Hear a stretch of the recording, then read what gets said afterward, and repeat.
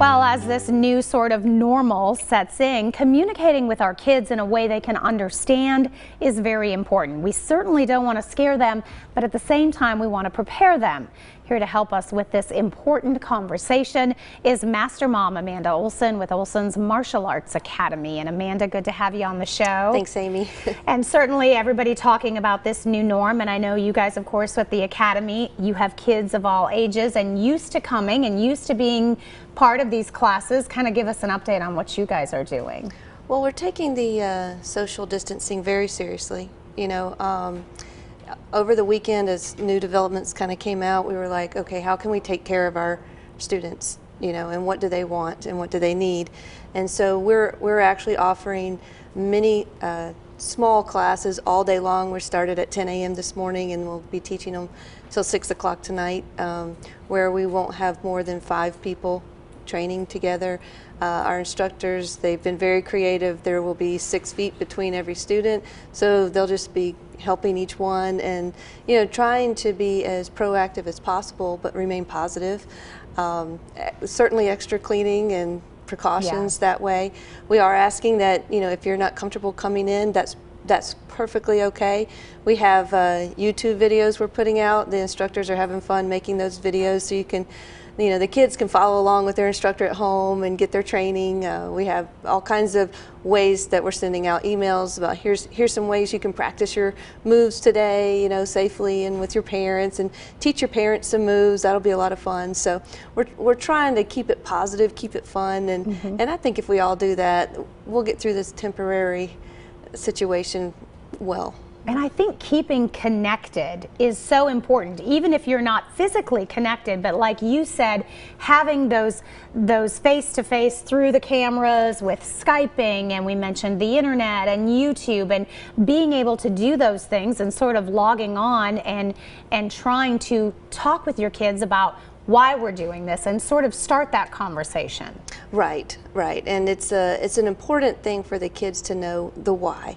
You know, it's right now, especially with spring break, a lot of there's some disappointments about trips and events. You know, I was talking to a high school senior yesterday, and some of his last school events are being canceled. And you know, it's okay. You know, his health is good; he's going to be fine. But it is disappointing. You know, and we as parents can take this opportunity to really show our kids how to behave in crisis. You know, this is, you know, explain to them this is what we do when the community needs help. You know, this is how we help each other. And then also, you know, like we were talking about earlier, how do you take care of yourself? You know, think about what are you touching? Wash your hands. You know, just being aware. And the more we educate our children about what they need to do and what they can do, they're going to rise to that occasion. You know, and what better opportunity right now to really teach your child how to handle crisis. Yeah, you know? I was telling you I was doing some traveling, and so we have a 4.5-year-old, and so we really did have to have that conversation about why it's important that we're not touching and why we're washing our hands and sanitizing. Not that we didn't before, but certainly now we're taking that extra time. And like you said, they're handling it almost, it's like I didn't quite give him enough credit, because he really did, you know, I touched the seatbelt. Can I have some hand sanitizer? I mean, they're handling it better than I think that we might think they would if you're kind of honest with them. Right, and then, you know, as I've said many times before, the unknown is what's scary. So if we tell our kids, you know, if you wash your hands, you're going to be fine, and you know, we're just going to take these precautions, and we're helping other people by not going out, you know, and they'll embrace that, because kids love to help. They like to think that they're making a difference, and if making a difference means they have to stay home and do school, you know, until this passes, they're gonna get right in there and do it. So make them part of the team, part of the solution. Absolutely. And you said some of the things that you're already thinking about is what can we do for our community, which Chris and I were talking about this earlier. Yes. I love this. People are coming forward and saying, we know there's people out there that are going to struggle through this, and we can help. Right. We're going to be partnering with some agencies for meals for kids that are at home that are dependent upon those meals at school.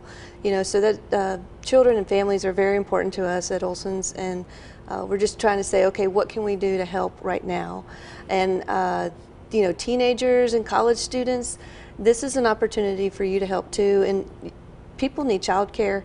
And I know a lot of you, our whole staff is, first aid certified and all of that, child safety, and so there's a lot of people out there who can really help during this time, even if it's just one family. If enough people help one family, our community is going to be okay. All right. Well, certainly some great information. Great to have you on the show. Thank you so much. A valuable lesson that we are all learning as we are walking through this uncharted territory together. If you would like to get in touch with them, it is Olson's Martial Arts Academy. You can find them in downtown Johnson City. There is a phone number. You can also check out their website for more information. She's got a great email, askmastermom.com, as well to connect. We'll be right back.